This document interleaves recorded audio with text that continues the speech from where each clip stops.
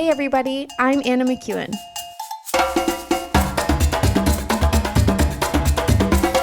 And now for Bob Switzer with the epic narrative. Well, we left off last week at a very precarious position for the family. Very precarious. When last we were on the epic narrative, I know there was a long pause. I was like, do I say epic narrative or Genesis 27? So we're going to go in Genesis chapter 27, which is where we left off. We left off right on verse 41. Esau held a grudge against Jacob because of the blessing his father had given him. He said to himself, the days of mourning for my father are near. In other words, Dad's going to die soon. Then, I will kill my brother Jacob. There you go. Then I win in the end. I will win in the end. This is kind of the typical mentality, right, of somebody who lives in the moment. I will make a decision. I will fix the problem. Problem solved. Boom. Decision made. Boom. Even if I misread things or wasn't paying it, doesn't matter. I made a decision. This is a man who is in charge. This is a man who knows how to make things happen. This is a man who, honestly, but some people, draw his mindset all the way back to Cain. Back, when Cain and Abel brought their sacrifices, and Cain was kind of like, fine, God accepts you, not me. If I take you out of the way, God will accept me. Esau's thinking similarly. Fine, you tricked Dad into giving you the blessing that I was supposed to get, that I'd been planning on getting. And somehow he also blamed Jacob for stealing the birthright, which of course Esau gave it to him. But, as I've often said, when you're bitter, facts really don't matter. You just don't interrupt my bitterness with the facts. I've got evidence that proves and justifies my belief that this person wronged me. And that will continue, in Esau's life. So he makes this declaration. Again, no sign of repentance, no sign of submission, no sign of honor to his father, saying, all right, you blessed him. We got tricked into it. I get it, but I'm going to stand by it. I will honor, the will of my father, the desire of my father. Because Jacob responded. You remember Jacob responded when Esau was like, what happened? He basically said, well, I blessed him and he will be blessed. I'm not going to take back what I did. I'm going to honor what happened, because even though it happened through deceit, it happened. And I'm not going to try and reverse that. I've been trying to pretend that what God presented to your mother wasn't going to really be true, or that I had a position with God that would allow me to change what God wanted. I should have honored what God wanted from the beginning. I didn't. So what I did, and the blessing is going to stand. I'm not reversing the blessing. And in all of that's all contained in that verse, all contained in the repentance of Isaac. And Esau does not buy any of it. His response is, I'm going to kill my brother. I just have to wait for Dad to die. At some level, he's like, I respect my father enough to not kill his son while he's still alive. I'll wait for him to die. But he says it loud enough that, again, mother is close enough. She's probably in that, that's why I think she's in the same area of the tent, taking care of Isaac. She hears the declaration. This is all happening around the same dinner. And again, dinners don't happen that quickly in this culture. And of course, Isaac's already eaten. So he's sitting there and he's having this discussion with his son. His son is emotionally just distraught because his plans for worldwide domination have come to a crashing halt. And he doesn't know what to do. And he's looking for his father for wisdom. And his father's giving him wisdom through the response that his father's having, the repentance and the honor of the word that was given. And Esau isn't buying it. He doesn't want it. And so he makes this declaration. And I believe he makes it loud enough that people heard it, because it says in the next verse, verse 42, when Rebekah was told what her older son Esau had said. So I think that whatever he said, I think Isaac heard it as well. And maybe Isaac's the one who told Rebekah. We don't have a record of that. Somebody went to Rebekah and said, your sorry, she's back up, Bob. Verse 41. Sorry, sorry.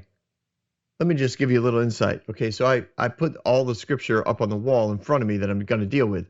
So when one verse pretty much repeats the other verse, that's when I get tripped up sometimes. Because I look at it and it's like, no, that's not the phrasing I'm looking for. So when Rebekah was told what her older son Esau had said, she sent for her younger son Jacob. So who told Rebekah? Part of me could totally see Isaac saying it.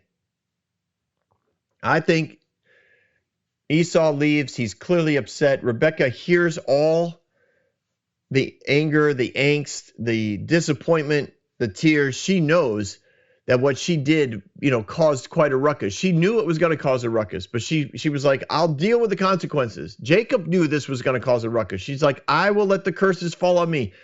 Don't worry about it. I'll cover all the blame. I'll take all the curses. This needs to happen. Bad, that was bad on her part as far as the deception goes, but that's why I think she was probably paying attention. She knew Esau was upset. She didn't hear what he said, but somebody did. And if it wasn't Isaac, it was somebody who was close to the situation, the two of them, because they go to Rebekah and say, your son is going to kill Jacob when Isaac dies. So she calls Jacob. Listen, your brother Esau is planning to avenge himself by killing you. Now then, my son, do what I say. She's come up with this plan before. If you remember the beginning of chapter 27, where she said, now do what I say and do it quickly. Run into the field and get 2 goats. Here she is again. Do what I say. Why is that phrase in there? I think it lends to a insight into the type of mothering that Rebekah was known for. She was a woman in control. I'm not going to go into the whole like she needed to be submissive to the man in the house because he's the man of the house and he's the head of the household and that's God's plan. No, she was a wise woman. She was a decisive woman. Part of me thinks that Esau represented his mother in that way. I think they both could make decisive decisions quickly. And they both dealt with the ramifications of those decisions afterwards. They didn't necessarily put a whole lot of thought into the long-term results of the choices they were making. It's kind of interesting to me that she favored Jacob, but I think Jacob favored his father when it came to decision-making processes. He looked at the long-term impact of his choices. Rebekah did not. Fascinating to me how children are so much like their parents. We see it. We have 4 kids, and there are times, honestly, I shake my head. It's not like I'm in any way embarrassed by it, but I think, wow, that child. That is me. Crazy to me. Fascinating to me. I think that they saw it too. And I wonder sometimes if while Rebekah's watching Esau, she's thinking, like, part of the reason why she doesn't like what Esau does is because Esau looks like her. How many times has that happened, right? You see yourself mirrored in your children and you think, no, that is not who I am. Anyways, have fun with that in your imagination. That's what I'm seeing here. She pulls Jacob in. Do what I say. Flee at once to my brother Laban. Stay with him for a while until your brother's fury subsides. When your brother's no longer angry with you and forgets what you did to him, yeah, that's going to happen. Bitterness always just lets it go. I'll send word for you to come back from there. Why should I lose both of you in one day?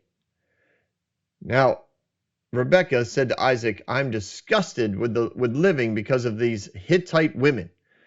If Jacob takes a wife from among the women of this land, from a Hittite woman like these, my life will not be worth living. Oh, the drama. So this is kind of a bing bang deal. It probably takes place within a 2-day period. I don't think that this took place within minutes after dinner. I think dinner happened with Jacob and Isaac, and then Esau comes in, and that whole situation happens. And I picture Esau kind of stumbling out of the tent. It's late at night. He goes to his tent. He crashes down. Somebody goes into Rebecca's area and says, just so you know, Esau has made a promise to kill Jacob when Isaac dies. Now, maybe Isaac tells her. Like I said, I don't know who gets the information to Rebecca, but she's thinking, all right, I need to talk to Jacob. I need a plan. She comes up with a plan. The plan is, I need to send him away. Okay, I can't send him away forever because that's not going to work. And if I tell him he's never coming back home, he'll never leave because I know he loves this place and he just got the blessing and he loves me and he loves, all that's going on. I can't do that. Okay, I'm just going to send him to my brother for a little while. Just a little while. He'll take care of him. He'll be around my family.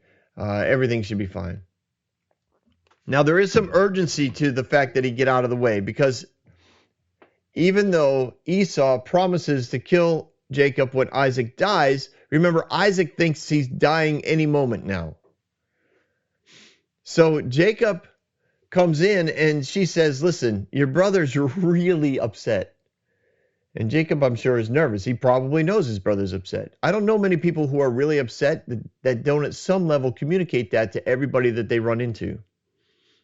Whether it's through facial expression or through the words that they say, you usually can tell when somebody's upset. Like visually, you can tell it. So I have a feeling there were servants and there were shepherds and there were people that had run into Esau the night before that were like, oh, ho, ho, ho, that dude is on fire. So the mother pulls him in. Your brother, you need to run away. Do what I tell you to do.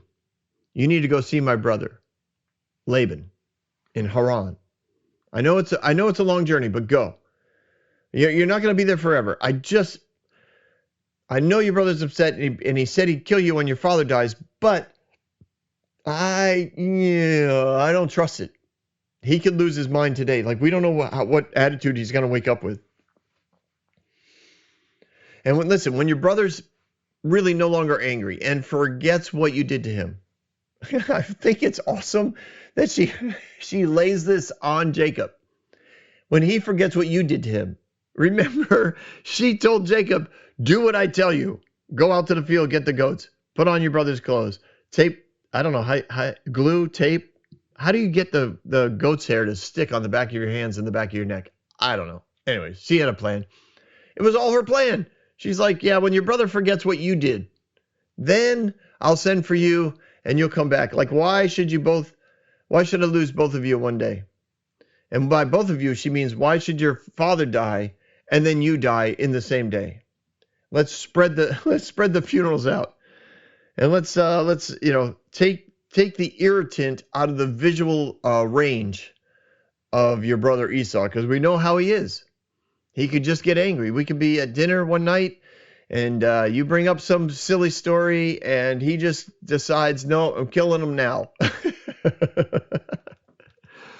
Anyways, she's at some level has some wisdom, right? She understands how her son operates Esau, probably because she operates the same way. Once again, I see reflections of Esau in Rebecca, and I have a feeling that's what she doesn't like. So her thought process is, what would I do? I'd lose my mind. Bad things would happen. I need to send Jacob away. Jacob's the one with the blessing. Jacob's the one with the birthright. Jacob's the one that's going to keep this family going. I need to send him away for at least, she's probably thinking a couple weeks. It'll take him a couple days to get there. He can hang out for a couple weeks, maybe a month. Esau will get distracted with other things like he always does. And then we can move on. Nice. All right. So, chapter 28. Isaac calls for Jacob and blesses him. Then he commanded him, do not marry a Canaanite woman. Go at once to Pada Aram, to the house of your mother's father Bethuel. Take a wife for yourself there, from among the daughters of Laban, your mother's brother. May God Almighty bless you, make you fruitful and increase your numbers until you become a community of people. May he give you and your descendants the blessings given to Abraham, so that you may take possession of the land where you now reside as a foreigner, the land God gave to Abraham. Then Isaac sent Jacob on his way, and he went to Paddan Aram, to Laban the son of Bethuel, to Aramean, the brother of Rebekah, who was the mother of Jacob and Esau.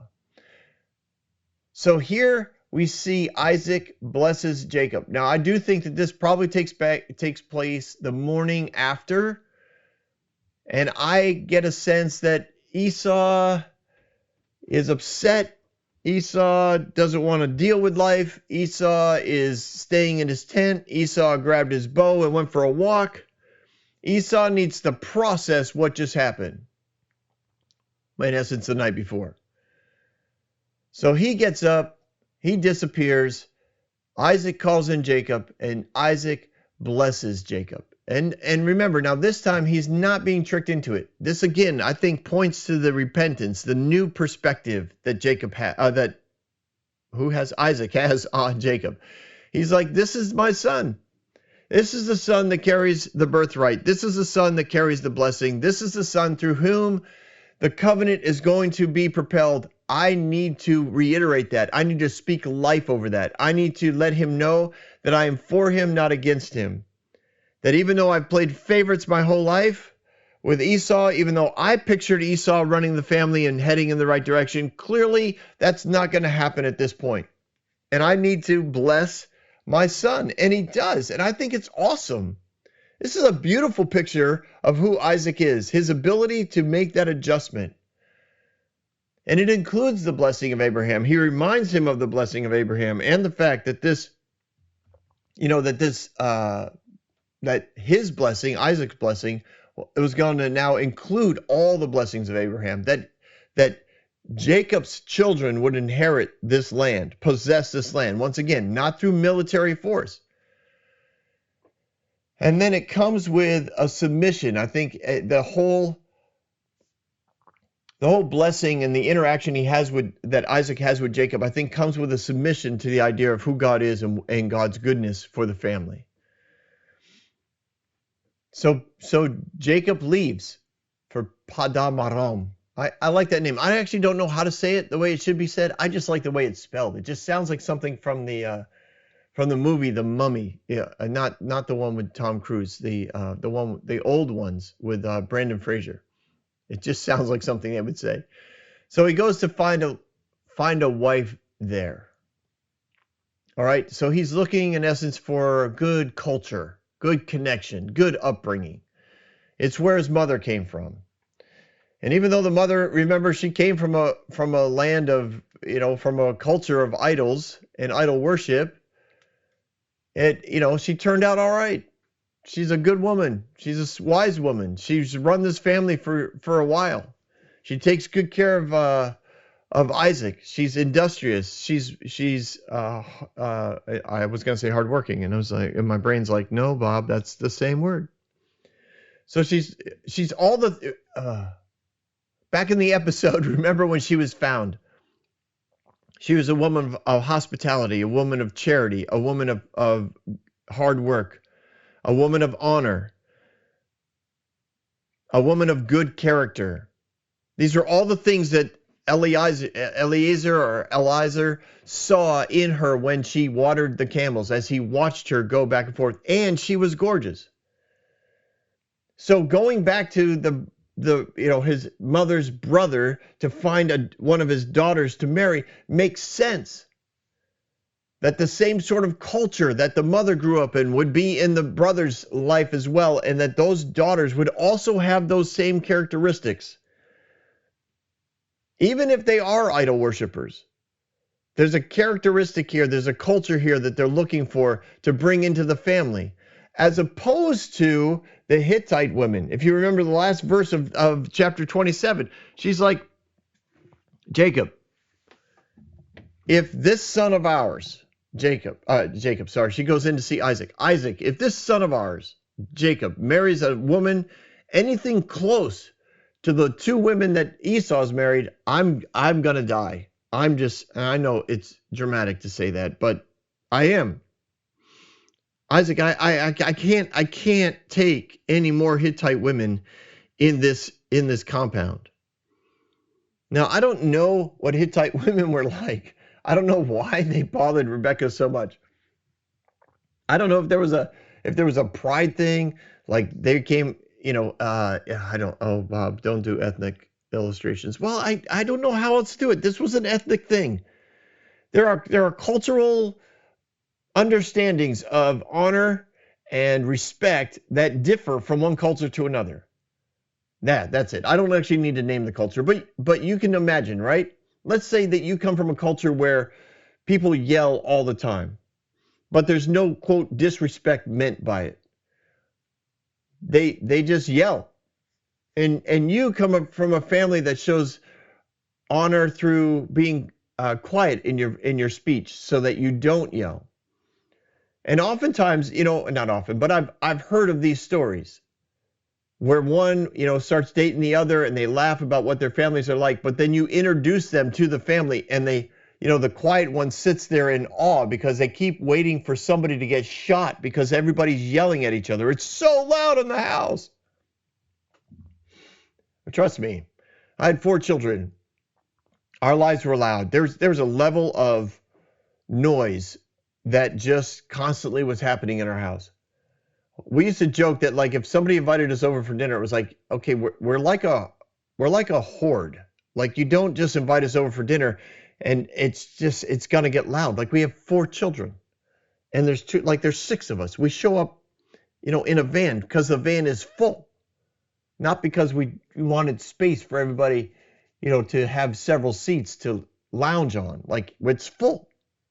Anyways, I picture that. Like these Hittite women come from a culture that irritates Rebecca all the time. The way that they cook, the seasonings they use, the way that they yell, or the way that they gossip, the things that they say, the nicknames they give people. Like once you're irritated with somebody, it doesn't matter what they do at that point, you're constantly going to be irritated. It's the way bitterness works.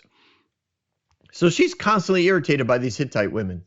And she's like, honestly, Jacob or Isaac, our son needs to leave. So maybe Isaac understands you're right because, I know what Esau said. Maybe it's implied already because they've already had the discussion that when I die, Esau might take a swing at Jacob. But she uses the excuse that I can't stand these women and I don't want another one in this compound. And Isaac goes along with it, but the blessing that he pours out on Jacob, for me, indicates that he is in full agreement with the plan here. Not just the fact that he leave, but the fact that God's going to bless him. And I do know that people use this as I don't know, they use it as an opportunity to manipulate people's behavior and make Isaac look like, like he's just getting rid of the son he doesn't like. But I see a lot of repentance in in Isaac's behavior. So Isaac sends him on his way and Jacob leaves. And it does indicate the fact that there's no wealth that goes with Jacob. Verse 25, then Isaac sent Jacob on his way and he went. There's just no loading up the camels. There's no caravan. There's no if you remember when Eliezer went to find Isaac's wife, he left with 10 camels full of stuff to give, a huge dowry. Jacob doesn't leave with any of that, and he's going to find a wife. Now, maybe at this point, the family all knows how wealthy they are. Remember, potentially, Abraham had to send all that money and goods with Eliezer because no one really knew how Abraham was doing. There was rumors, but no one knew. When Eliezer shows up with all those camels, it was then that Laban and his brother and his father Bethuel were like, whoa, this guy's really wealthy. Maybe we can get him to come back. Maybe we can extend the stay. Maybe we can have Isaac come with 10 more camels and we can really increase our wealth. So Jacob leaves with pretty much nothing, and he goes on his way. And then it says in verse 8, Esau then realized. When did he realize? He realized when he found out that Jacob had been sent to go find a woman to marry from the family. He realized how irritating his wives were to his father Isaac, because he always knew that his wives were irritating to his mom, but he didn't really care. He knew he was dad's favorite. Everything was going to be fine. Everything's fine, honey. Don't worry about what my mother said. My father loves me. Everything's good. Everything's good. Well, when he finds out that not only did Isaac, allow Jacob to leave, but he blessed Jacob. He in essence, called down more blessing upon him, renewed the covenant of Abraham with him.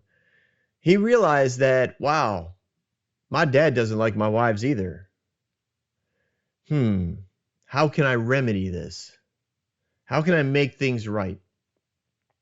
How can I get, a wife from the family that might ease some of this tension that's in the home right now? So he goes, he doesn't get rid of anybody.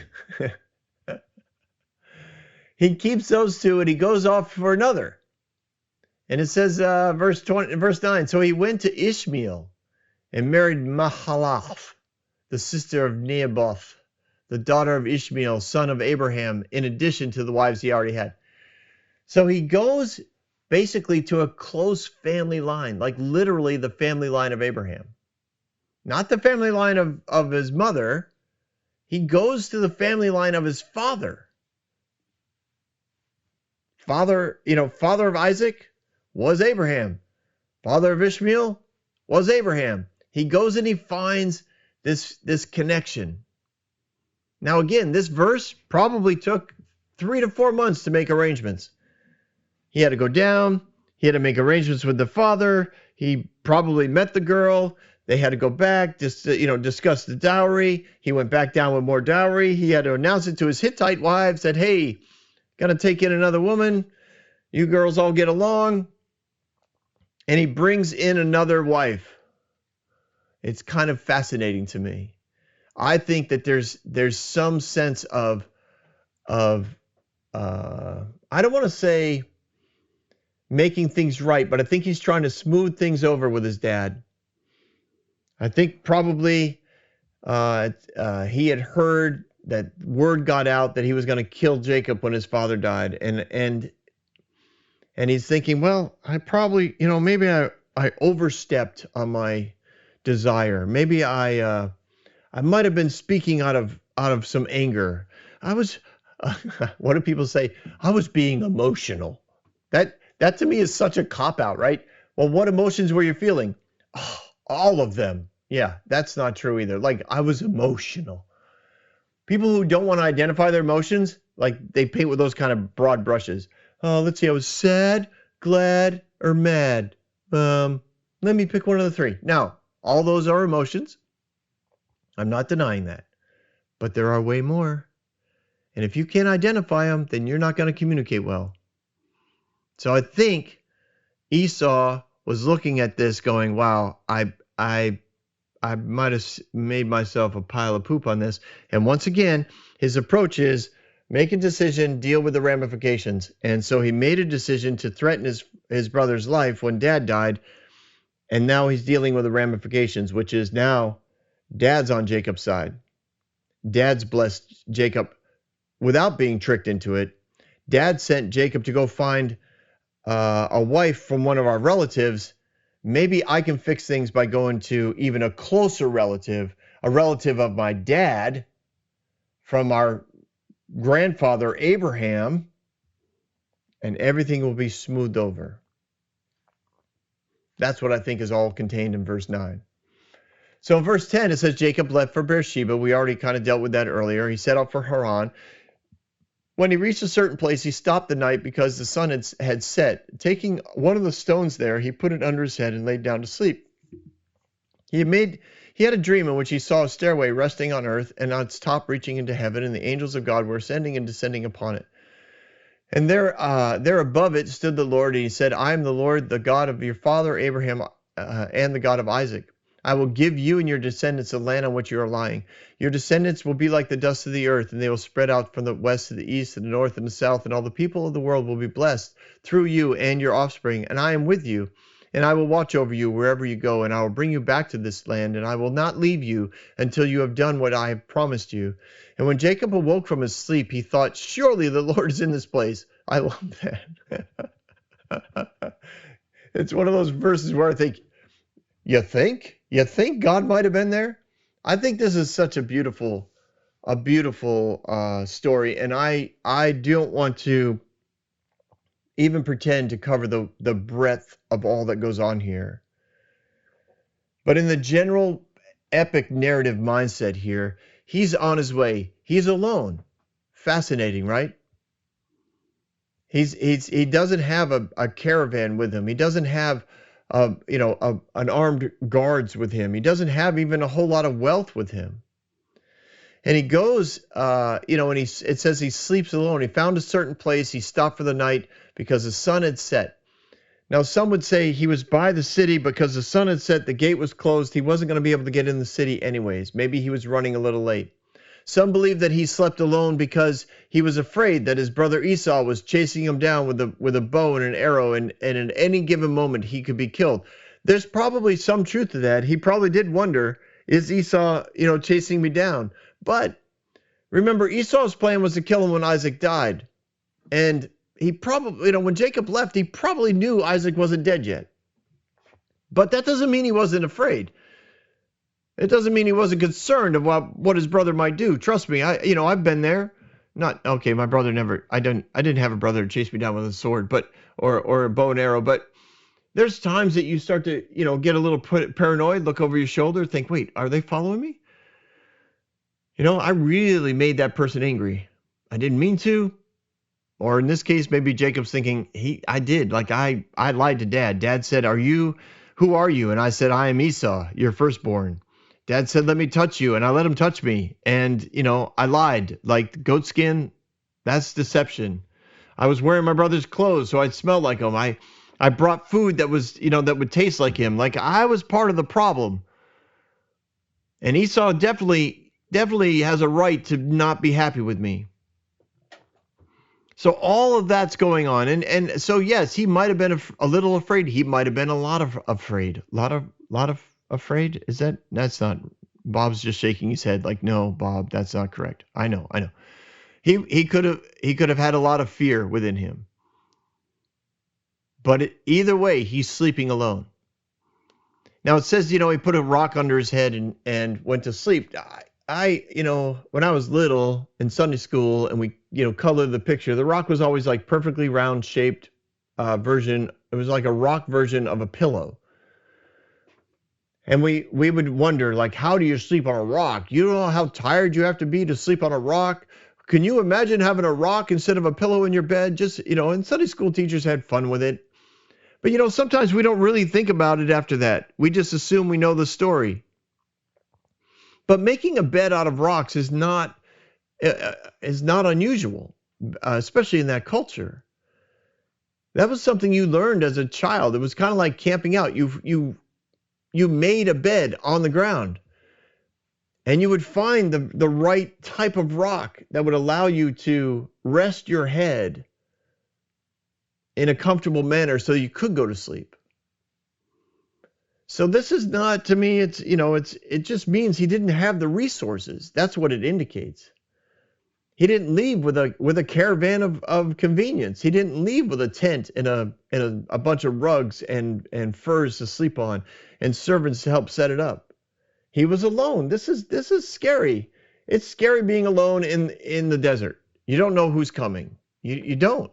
He might not have been that afraid of Esau, but he knows that there's all kinds of bad things that can happen to a lonely traveler in the wilderness. I don't like being alone anywhere in the wilderness, even in the daylight. My imagination just way too big. People are like, are you afraid of the dark? No, I'm afraid of what I think about in the dark. I can be in a dark place and everything within my brain says you're safe. And everything in my imagination is like, but what if? I got lists of stories I could tell you about my life where I was riding a bike or walking home and it was dark and I know the path and I know the way and I know everything is fine, and yet I've come to a complete stop out of fear of what might be there. So I am like totally okay with what Jacob's doing here, and the fact that he was able to go to sleep, I say God bless him. And he had a dream, and he saw a stairway resting on the earth, and the top of it was reaching into heaven, and the angels of God were ascending and descending. And I do understand that there's something significant to the fact that the angels start at the bottom and ascend to the top, and they're communicating what? They're saying, listen, God is with you, and messengers, servants of God are here, taking your desires, your fears, your anxiety, your worries, your requests. We're here. We're taking them up to God all the time. We are ascending and descending. We're bringing the answers of God down. We're bringing the blessings of God down. We're bringing the directions of God down. This is what we do. And we are with you all the time. This is a picture that God is giving to Jacob to let him know you are not alone. You're not alone. You're not alone. God always shows up. His goodness always is there.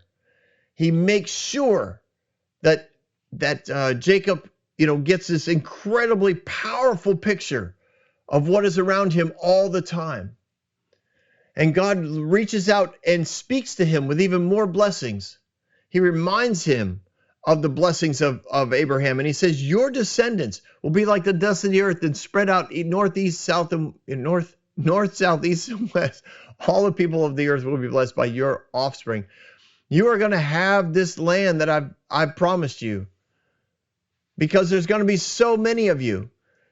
You will fill this land. You will dominate the culture. You will take over and bless the nations of the world because of who you are and what I carry. This is me talking.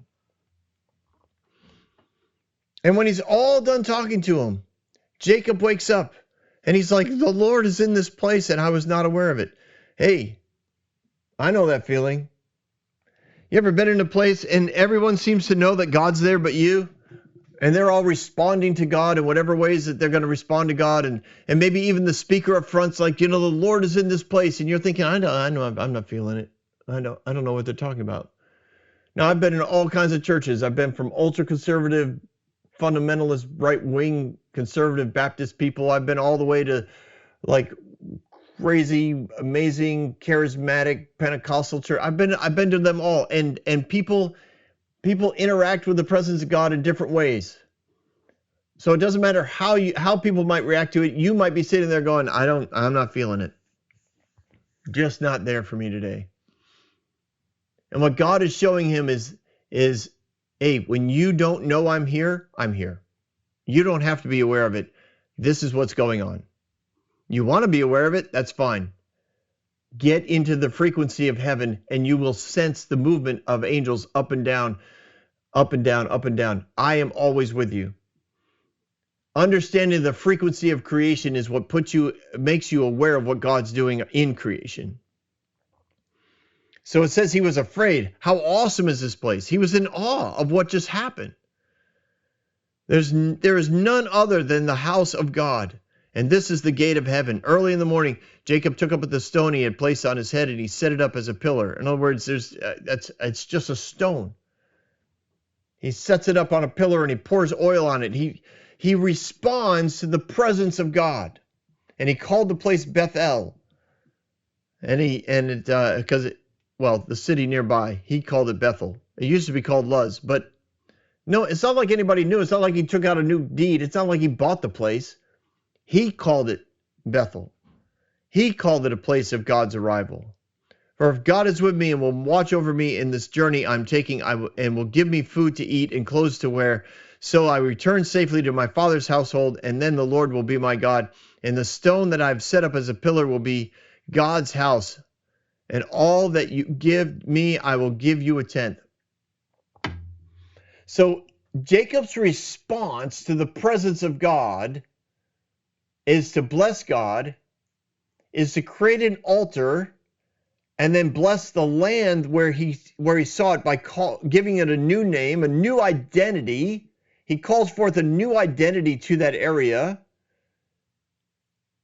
And the joy and the peace and the provision of God and the response that he has out of that is, everything I have, God, I'm going to give you back some. Not that God needed it. God didn't request it. God didn't. This wasn't a rule. This was a response of Jacob's heart as he interacted with the frequency of heaven, as he interacted with the presence of God, as he saw that the angels were there, and they are always there. Whether he knew it or not, they are always there. And his response was, I'm going to set up an altar. I'm going to make a vow. I'm going to come back to this place. When God fulfills his promises, I'm coming back here. This is the place. And from this place all around it, my descendants are going to be. And we will always know that this is the place where God shows up. And everything I get, God, I'm going to give you 10%. Now, I don't know where he's going to give 10%. It's not like he could take it down to the church and put it in the offering. It's not like there was a temple somewhere that he could bring it and give it to the priest. What's he going to do with the 10%? Well, I think logistically, what that means is I'm not going to put it into the trade market. There will always be a portion that's going to be set aside for God. And whatever I sense you want me to do with it is what I'm going to do with it. Now that's an awesome thing. It's awesome because it's in response to an awareness of God's presence. It's in response to an awareness of God's blessing. It's in response to an awareness of revelation from God as to what he's doing and how he's working around you. And anybody who understands that, anybody who comes into contact with God's presence, anybody who does find that frequency, you tend to respond in a physical manner. And sometimes in worship, it may mean that you close your eyes. It may mean that you sit down or you lay down or you raise your hands or you dance or you laugh. So many times in worship, I find I just end up smiling, the joy of the Lord hits me. But I love this story. There's a lot of stuff to draw from it. But in the grand scheme of things, what we see is that Esau, in his own way, is trying to make amends. But he gets to stay. Jacob has to leave, but Jacob gets this incredible encounter with God. And we'll see later, right? Esau stays. He stays where the family is. He in essence becomes the firstborn with the firstborn rights and the blessings because he has to run everything while Jacob is gone. And as we'll see next week, the trip home could take a while. Thanks for stopping here, ladies and gentlemen. I'll see you on the Epic Narrative. Don't go anywhere. We've got Bob Thoughts.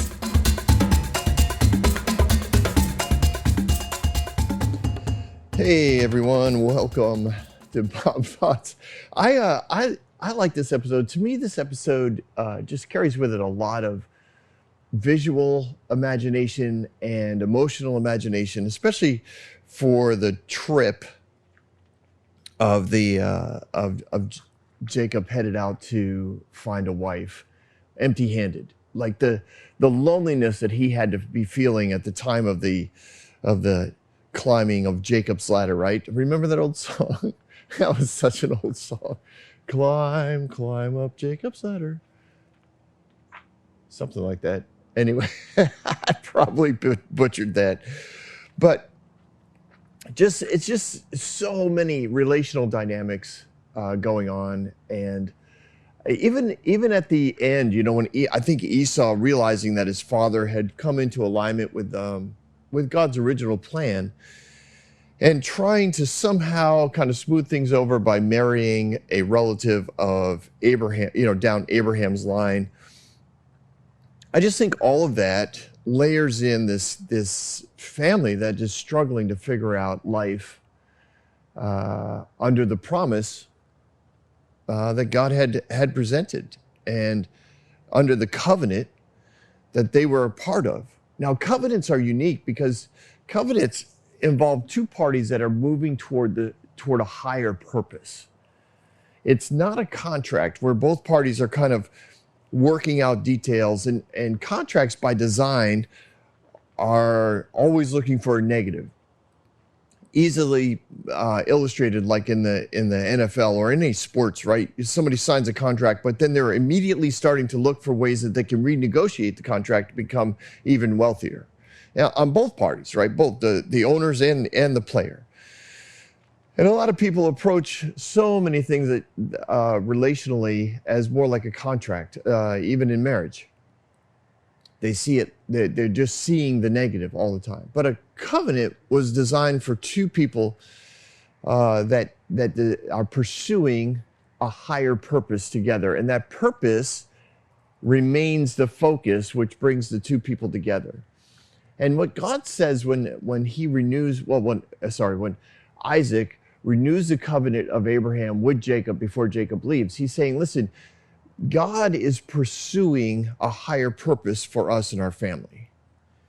And we clearly don't get it right all the time. Isaac, I think, really was repentant. I think he was very much in a place of like, I was messing with this. I really wanted, one thing that clearly wasn't in the covenant, and it wasn't of the higher purpose. So I messed up. But you have the opportunity to redeem it. And he sends Jacob off, and poor Jacob, he's headed off with nothing. I mean, nothing that indicates that he's part of this incredible covenant, this wealth, the riches of the nations that his line is supposed to carry. And it had to be very, very disorienting, frustrating, scary for him to be out there in the wilderness wondering what is going on. And that sign that the Lord gives him, that vision of the ladder, had to be so encouraging to him on so many levels. And yet, this is the part that I relate to, right? He sits there and he still has nothing in the end. He's got nothing. Like the dreams, the vision's over, the dream's over, however you want to word it. And he sits there and he still has nothing. Like when he wakes up in the morning, still alone, still headed toward Laban's house, still with no real concept as to how he's going to afford anything when he gets there. He's totally dependent on the hospitality of his host, which, we'll find out how hospitable that host is in the coming episodes. But it's fascinating to me that as far as God's concerned, it's a done deal, even though physically he can't see it yet. And I relate to that somewhat right now in my personal walk. At the time of this journey, at the time of this recording, we don't have any visible means of income. We're still out on the road, still looking and searching for whatever God has for us to do next, really believing, and we believe he's confirmed it a number of times, it is coming. And so we wait. And it is a little frustrating, and it's a little scary, and it's gives opportunity for, the questioning. Like, am I hearing this right? Did I do the right thing? Am I crazy? And the answer is always like, no, God is good. And we can trust him. And that's really what Jacob was being asked to do. God was saying, listen, I'm good. I'm here with you. And you can trust me. It's an awesome position to be in, as scary and as frustrating and as lonely as it might feel in the real. It's a beautiful place to be in. And you can trust him. And we will see as the story continues that God is trustworthy, and the best and brightest stuff is coming for Jacob and for the coming nation that Jacob will father. Anyways, have yourself a great day, everyone. Thanks for hanging out.